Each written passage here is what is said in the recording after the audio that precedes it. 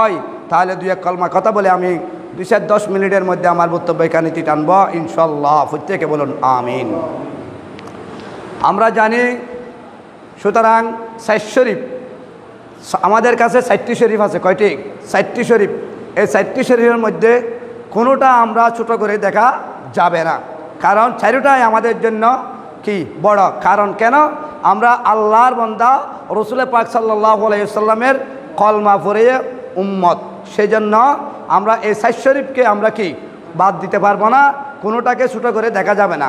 কারণ কেন? আমরা আল্লাহর বান্দা, রসুল করিম সাল্লাল্লাহু আলাইহি ওয়াসাল্লামের উম্মত। বলে করি বলুন সুবহানাল্লাহ।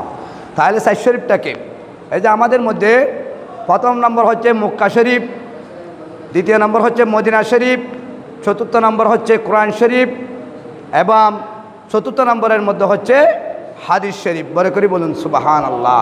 তাহলে মক্কা, মদিনা, কোরআন, হাদিস কোনোটা বাদ দেওয়া যাবে না। তাহলে এগুলা অবশ্যই আমাদেরকে মানতে হবে, কারণ আমরা যারা হানফি মাসলাকের মধ্যে আসি, আমাদেরকে কিন্তু এই সাইদ শরীফ নিয়ে কি আমাদেরকে বাঁচতে হবে। বলে করি বলুন সুবহানাল্লাহ। আমি কোরআনে কারিমের একটি আয়াত তেলাওয়াত করেছি 11 পারার মধ্যে। অতি সহজে এটার তরজমা করা আমার পক্ষে সম্ভব না, তারপরেও আমি দুইটি কথা বলবো। আল্লাহ বলেন বিসমিল্লাহির রহমানির রহিম, আলা ইন্না আউলিয়া আল্লাহি লা খাউফুন আলাইহিম ওয়া লা হুম ইয়াহজানুন। বলে করে বলুন সুবহানাল্লাহ। আল্লাহ বলেন, খবরদার আমার ওলি ইকরামদের ব্যাপারে তোমরা আমার বন্দারা এবং আমার হাবিবের উম্মতরা নিন্দা করিও না, আমার ওলিদের ব্যাপারে তোমরা খারাপ ধারণা আনিও না। বলে করে বলুন সুবহানাল্লাহ। এরপরে আমার ওলিদেরকে দুনিয়ার মধ্যে কোনো কি নেই, চিন্তা নেই, দুনিয়ার মধ্যে কোনো টেনশন নেই, কবরের জগতের মধ্যে কোনো খৌফ নেই। বলে করি বলুন সুবহানাল্লাহ। সেখান থেকে আমি একটি মশলা বলতে চাই, 3 কিসিমের ব্যক্তি জান্নাতে যাবে না। বলে করি বলুন নাউজুবিল্লাহ। এরা কারা? আমি এই কথা বলে শেষ করে দেব। প্রথম নাম্বার, 1 কিসিমের ব্যক্তি হচ্ছে, বাবা গভীর মনোযোগ দিয়ে খেয়াল করুন, 1 কিসিমের ব্যক্তি হচ্ছে এই শাসক বাদশাহ, যারা আগেকার দিনের মধ্যে বাদশাগিরি করত, যারা বাদশাগিরি করে জুলুম করত, মানুষের উপরে অত্যাচার করত, ব্যভিচার করত, ওইরকম বাদশাগুলা আল্লাহর বান্দা রসুলের উম্মত কোনোদিন জান্নাতে যেতে পারবে না। চিৎকার মেরে বলুন নাউজুবিল্লাহ। তাহলে দ্বিতীয় নম্বর হচ্ছে মৃত্যুক আলেম। আমাদের মধ্যে কতগুলা মৃত্যুক আলেম আছে। ওই মৃত্যুক আলেমগুলা মসজিদে মিম্বরে বসে একটি বলে এবং বাহিরে গিয়ে একটি বলে, এবং ভালো আল্লাহ এবং রসুল যে পথে চলার কথা বলেছে, সিরাতুল মুস্তাকিমের কথা বলেছে। সিরাতুল মুস্তাকিম অর্থ হচ্ছে সোজা রাস্তা। ওখানে বলে না, উনি উল্টা কোরআনের তরজুমা উল্টা করে, হাদিসকে উল্টা করে, মানুষকে গুমরাহির দিকে টেনে নেয়। ওই ধরনের মৃত্যুক আলেমদেরকে আল্লাহ পাক রব্বুল আলামিন কিয়ামতের ময়দানে জান্নাত দেবে না, ওদেরকে জাহান্নামে দেবে। চিৎকার বের বলুন নাউজুবিল্লাহ। তাহলে তৃতীয় নম্বর হচ্ছে বৃদ্ধ ব্যভিচার। যারা বৃদ্ধ হয়ে যায়, আমাদের এখানে নেই, বিভিন্ন জায়গার মধ্যে আমরা যখন কোনো তকরিক করার জন্য যাই, ওখানে দেখা যায় বৃদ্ধ মানুষ আছে কতগুলা, ওরা ছোটো বাচ্চা দেখলে অত্যাচার করে, সমাজের মধ্যে অত্যাচার করে, এবং যারা বৃদ্ধ হয়ে গেল, আমার আল্লাহ বলেন, ওগো বান্দা তুমি ও কথা শেয়ার করো, 60 বছর 70 বছর হায়াত দিয়েছি তোমাকে, তোমার হায়াতের বাজেট এখন তোমার 60 বছর থেকে তোমার 55 বছর চলে গেল, আর 5টি বছর তোমার হায়াতের বাজেট আমি আল্লাহর কুদরতের হাতের মধ্যে রয়ে গেল। তুমি এখনও কেন বুঝতেছ না? এখনও কেন বৃদ্ধ ব্যভিচার করতেছ? আমি তোমাকে দুনিয়ার জমিনে ছেড়ে দিয়েছি, চাঁদ দেব না বান্দা।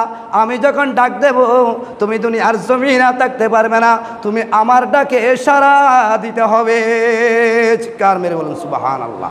সেই জন্য ওই বৃদ্ধ ব্যভিচার, যদি বৃদ্ধ ব্যভিচার হয়ে থাকে বৃদ্ধ মানুষ, তাহলে ওনাকেও জান্নাতে দেবে না, ওনাকেও জাহান্নামে দেবে। আল্লাহ বলেন, ফি নারি জাহান্নামা খালিদিনা ফিহা। বলে করে হন নাউজুবিল্লাহ, এই জাহান্নামে দেবে। তাহলে এবার আসুন, আমাদের এখানে মানুষের মন, আমরা এখন কীরকম মানুষ এটা আমার রসুল বলে দিয়েছেন। আল্লাহর নবী ঘোষণা দিতে লাগলেন, ওগো আমার উম্মত, আমার আগেকার যুগের মধ্যে আমার কতগুলা বান্দার অন্তর হবে বাঘের মতো। এখন হয়েছে না আমাদের অন্তর কতগুলা বাঘের মতো। তাপ আমারে নিয়ে যাচ্ছে না আমাদের থেকে। নিয়ে যাচ্ছে। কতগুলো মানুষের অন্তর হবে বাঘের মতো, আর ওদের জবানের কথা হবে আমার নবী রাসূলদের মতো, এবং ওদের চলাফেরা কাজ হবে ফেরওয়ানের মতো। বড় করে বলুন নাউজুবিল্লাহ। এখন হচ্ছে কিনা? এগুলা দুনিয়ার মধ্যে হচ্ছে, কারণ আখেরি জামানার মধ্যে আল্লাহ নবী বলে দিয়েছেন 10টি জিনিসের আলামত দেখা যাবে। ওখান থেকে 8টি জিনিস নিয়ে গেল, আর 2টা জিনিস আমাদের কাছে আছে। একটি হচ্ছে কোরআন, আরেকটি হচ্ছে আমার রসুলের সুন্নত। বড় করে বলুন সুবহানাল্লাহ। এই 2টা যখন পৃথিবীর জমিন থেকে উঠে যাবে, আল্লাহ বলবে ইয়াউমুল কিয়ামা, সিংহের মধ্যে ফুঁক দাও। ইসরাফিল আলাইহিস সালাম বলবে, হে ইসরাফিল তুমি সিংহের মধ্যে ফুঁক দিয়ে দাও। তখন কি হয়ে যাবে? কিয়ামত ঘটে যাবে। বড় করে বলুন সুবহানাল্লাহ। তাহলে আমি বলতে চেয়েছিলাম, তাহলে আর 3টি কথা বলে আমি শেষ করে দিচ্ছি। তাহলে এবার আসুন,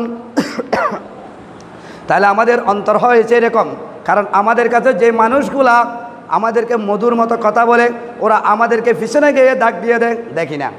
তাহলে আমার বুঝতে হবে বাবা, আমি বলতে চেয়েছিলাম 3 ব্যক্তি জাহান্নামে যাবে, জান্নাতে যাবে না। মানুষের অন্তর হবে বাঘের মতো তাবা, ঠিক আছে কিনা? তাহলে বুঝতে হবে এগুলার কাজ হচ্ছে একমাত্র শুধু আমার রসুল 1400 পূর্বে নবুয়তের জবানে ঘোষণা দিয়ে গেলেন, এই কাজগুলো আখেরি ওয়াক্তের মধ্যে এসে ঘটবে। বড় করে বলুন নাউজুবিল্লাহ। তাইলে এবার আসুন, মূসা কলিমুল্লাহ আলাইহিস সালাম, আমি এই কথা বলে শেষ করে দিচ্ছি যেহেতু আমার সময় সংক্ষেপ। এই মূসা কলিমুল্লাহ আলাইহিস সালাম আল্লাহর দরবারে বলতেছেন, আল্লাহ আপনি ফেরওয়ান আমাকে বেশি কষ্ট দিতে লাগলেন, আপনি আল্লাহ ফেরওয়ানকে গজব দিতে পারেন না। বড় করে বলুন না নাউজুবিল্লাহ। এই কথা বলার জন্য মূসা পয়গম্বর আলাইহিস সালাম উনি তুরফারের মধ্যে উঠতে হয়েছে, কারণ ওঠার সময় মূসা নবীর ফাউসগুলা নিচে রাখতে হয়। কারণ আল্লাহ বলেন, ওগো মূসা তুমি তোমার ফাউসগুলা নিচে রেখে আমার সাথে কথা বলার জন্য তুরফারে আসো। কিন্তু আমার নবী, আপনার নবী রহমাতুল লিল আলামিন নবীকে আমার আল্লাহ জমিন থেকে মেরাজ নিয়েছে, বন্ধু তুমি আমার দরবারে আসো আমার জমিনের দুলুবালু নিয়ে। চিৎকার মেরে বলুন সুবহানাল্লাহ। তাহলে দেখো আমরা কেমন নবীর উম্মত, এটা বোঝাতে চেয়েছিলাম বাবা। তাহলে আমি বোঝাতে চেয়েছিলাম আমরা হয়েছে এমন নবীর উম্মত যেই নবীর কোনো তুলনা নেই, যেই নবীর চরিত্র সম্পর্কে কোনো তুলনা নেই। আমার আল্লাহ কোরআনের মধ্যে ঘোষণা দিতে লাগলেন, বিসমিল্লাহির রহমানির রহিম, ইন্নাকা লাআলা খুলুকিন আযীম। বলে করি হন সুবহানাল্লাহ। অর্থাৎ আমার রসুল বলেন আমার নবী এমন চরিত্রের অধিকারী, সেটা হচ্ছে আরশে আযীম। বলে করি হন সুবহানাল্লাহ। আল্লাহর নামও 99টি, আমার রসুলের নামও 99টি। আল্লাহ আমার রসুলকে নূর দিয়ে বানাইছে। অনেকে নূরগুলা খুঁজে পাই না, কেন পাই না জানি না, কারণ নূর দিয়ে বানাইছে যে নূরটা তো আল্লাহ বানাইছে। নূরটা কিসের নূর? আল্লাহর সিফাতের জিসিম মুবারকের নূর দিয়ে। বলে করি বলুন সুবহানাল্লাহ। তাহলে আমি বলতে চাইলাম বাবা, আমি এদিকে যাচ্ছি না বাবা। তাহলে মূসা কালিমুল্লাহর কথা বলে শেষ করে দিচ্ছি। মূসা নবী তুরফারের মধ্যে গেলেন, গিয়ে আল্লাহর দরবারে ফরিয়াদ করলেন, আল্লাহ আপনি একটু বলেন, ফেরওয়ান আমাকে এত জ্বালানি জ্বালায়, আপনি একটু বলেন ওনাকে কেন গজব দেন না। বলে করে হন সুবহানাল্লাহ। আল্লাহ বলেন, ওগো আমার পয়গম্বর মূসা কালিমুল্লাহ, আমি এই 4টি কারণে ফেরওয়ানকে গজব দিতে পারি না। সুবহানাল্লাহ। বলবো এই 4টি কারণ সংক্ষেপে বলতেছি বাবা, খেয়াল করো, তাহলে গভীর মনোযোগ দিয়ে একটু খেয়াল করুন। সে 4টি কারণটা কি? প্রথম নম্বর হচ্ছে ফেরওয়ান দিনের বেলায় খোদা দাবি করে কিনা? করেছেন, করতেছে। তাহলে ফেরওয়ান দিনের বেলায় খোদা দাবি করে মূসা কালিমুল্লাহ, শুনো আমার পয়গম্বর, কিন্তু রাত্রে যখন হয়ে যায়, গভীর রজনী যখন হয়ে যায়, ওই জঙ্গলের দিকে গিয়ে মূসা জঙ্গলের দিকে গিয়ে ওই ফেরওয়ান বলে, আল্লাহ আমি মানুষের শর্মে, আমি তো বাদশাহ, আমার উজিরদের শর্মে আমি দিনের বেলায় কি করি? আমি খোদা দাবি করি, কারণ আমাকে মানবে না। সেই জন্য আল্লাহ যখন গভীর রাত্রে হয়ে গেল, আমি এখন আর খোদা দাবি করতেছি না। আমি ফেরওয়ান জানি খুদা লা ইলাহা ইল্লাল্লাহ লা শারীকা লা, আপনার সাথে শরীক নেই, কুল হুয়াল্লাহু আহাদ। আমি ওয়াহাদানিয়াতে বলতেছি, আমি কলমা না বললো ফেরওয়ান হলো, কিন্তু তুমি খুদা এক, তোমার সাথে কারোর সাথে শরীক নেই। আল্লাহ আমি তোমাকে খুদা মানতেছি। বড় করি বলুন সুবহানাল্লাহ। দেখছেন দিনের বেলায় কিন্তু খোদা দাবি করে মানুষের শর্মে, কিন্তু রাত হলে আল্লাহ যে সেটা কিন্তু বিশ্বাস করে। আমাদের এখানেও কতগুলো মানুষের শর্মে মসজিদে আসে, মানুষ যখন চলে যায় উনি চলে যায়। তাহলে এটার আলামত হচ্ছে ফেরওয়ানের মতো। আমরা এখান থেকে বাঁচতে চাই কি না? চাই। তাহলে বাবা আসুন প্রথম নাম্বার, সেজন্য বলে আল্লাহ বলে মুসাকে, ও মুসা পয়গম্বর, আমি এই জন্য মুসা নবীকে গজব দিতে পারি না। সুবহানাল্লাহ। তাহলে আল্লাহ আমি বুঝে পেলাম, আবার ইলাহি রব্বে করিম, আমি বুঝতে পারলাম। তাহলে দ্বিতীয় নম্বরটা কি একটু বলুন না? আল্লাহ বলে নগো মুসা, দ্বিতীয় নম্বর হচ্ছে তোমার মুখ ও দাড়ি আছে কিনা, লেখাই আছে কিনা? তোমার মুখ ও দাড়ি, ফেরওয়ানের মুখ ও দাড়ি, তোমার মাথায় পাগড়ি, ফেরওয়ানের মাথায় পাগড়ি, তোমার গায়ে জুব্বা, ফেরওয়ানের গায়েও জুব্বা আছে কিনা? তাহলে দেখতে হয় আমার রসুলের সমস্ত সুন্নত তোমার যেরকম ফেরওয়ানের সেরকম। আমার আখির জামানার নবী, হায়াতুন নবী, জিন্দা নবী হযরত মুহাম্মদ সাল্লাল্লাহু আলাইহি ওয়াসাল্লামের সুন্নতের ব্যাঘাত কবে, সুন্নতের অঘটন ঘটবে। এই জন্য আমি ওই মুসা নবী তোমাকে বলতেছি, ওই জন্য আমি ফেরওয়ানকে গজব দিতে পারি না। বড় করে হন সুবহানাল্লাহ। একথা আল্লাহ বলি আর গজব দিন না ভারত, কারণ আল্লাহ নবীর সুন্নত রাখিয়ে দিতে আল্লাহ পেশায়ুন না। দাঁড়িয়ে রাখিলে বহুত কেটে সারাই, আসলে দাঁড়িয়ে রাখিলে বহুত খামতন বাঁচা যায়।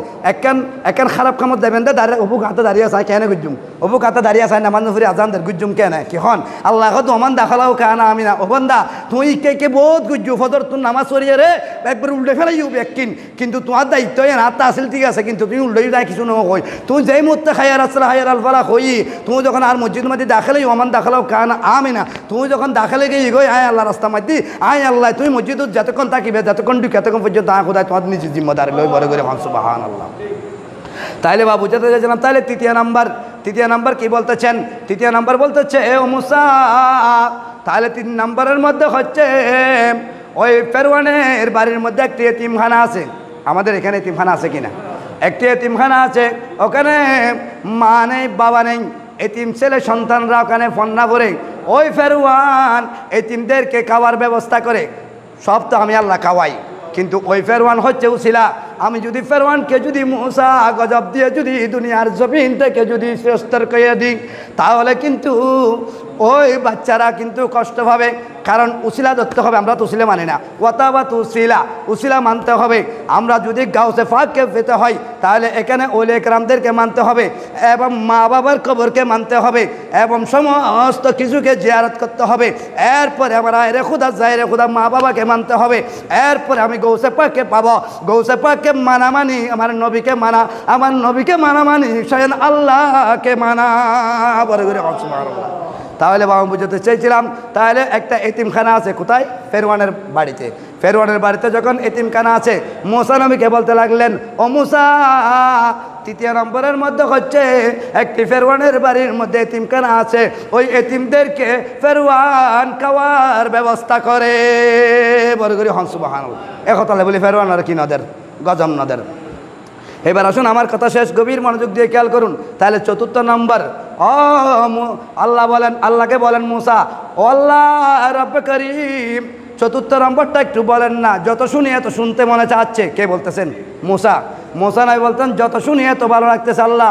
আল্লাহ 4 নম্বর কথাটা একটু বলে দেন না। আল্লাহ বলছেন ও মুসা, এটাও কি শুনতে হবে নি? হয় শুনতে হবে। মুসা তো সওয়াল জবাব করে সব সময়, এটাও শুনতে হবে। তাহলে 4 নম্বরের মধ্যে শোনো। 4 নম্বর হচ্ছে ওই ফেরওয়ানের ঘরের মধ্যে একটি বৃদ্ধা মা আছে। আছে কিনা? একটি বৃদ্ধা মা আছে। ওই ফেরওয়ান বৃদ্ধা মায়ের সেবা করে, ভাত খাওয়াই দে, খাবার ফরিয়ে দে, গোসল করিয়ে দে, গা মেজে দে, সব মাথার মধ্যে তেল মুবারক মেজে দে, সব কিছু ফেরওয়ানের হাতে মায়ের খেদমত করে। সেজন্য আমার আল্লাহ বলেন আমি ওই ফেরওয়ানকে গজব দিতে পারি না। কারণ কেন আল্লাহ এগুলা করলে কি গজব দিবেন না? না, আমি তো কুদরতের জবানে বলে দিয়েছি, ওয়া কদা রাব্বুকা আল্লা তা'বুদু ইল্লা ইয়াহু ওয়া বিল ওয়ালিদাইনি ইহসানা। বড় করে সুবহানাল্লাহ। আমার আল্লাহ বলেন মা এবং বাবা হচ্ছে আয়রে খুদা জায়রে খুদা। মা বাবা যদি কষ্ট পেয়েছে হয়, তাহলে দুনিয়ার থাকতে তোমার জান্নাত হারাম হয়ে যাবে। বড় করে হন নাউজুবিল্লাহ। শব্দ বাইর করতে জন্য সেই জন্য। তাহলে ওই ফেরওয়ানকে গজব না দেওয়ার কারণ হচ্ছে মাকে উনি খেদমত করে। সেজন্য মা যখন গভীর রজনী যখন হয়, ফেরওয়ান যখন ঘুমিয়ে পড়ে, মা মাসাল্লার মধ্যে বসে দোয়া করে, আল্লাহ আমার সন্তান ফেরওয়ান উনি কিন্তু দিনের বেলায় খোদা দাবি করে, আমিও জানি, কারণ মানুষের শর্মে মানুষরা উনকে মানবে না, বাদশা বলে বলবে না, উনি নিজে বড় হওয়ার জন্য আপনি খোদা, আমি মা জানি, আমার সন্তানও জানে, কিন্তু আল্লাহ আপনি তো বলেছেন ওয়াবিল ওয়ালিদাইনি ইহসানা, মা বাপের দোয়ার মধ্যে পর্দা নেই বলেছ। আল্লাহ আল্লাহ আমি বৃদ্ধ মা দোয়া করতেছি আমার সন্তানের জন্য, আমার সন্তান যত পাপী হোক না কেন আল্লাহ আমার সন্তানকে তুমি গজব দিও না। বড় করে হন সুবহানাল্লাহ। এই কথা যখন হয়ে কি আর গজব নদেরি এই পর্যন্ত কথা আসিল।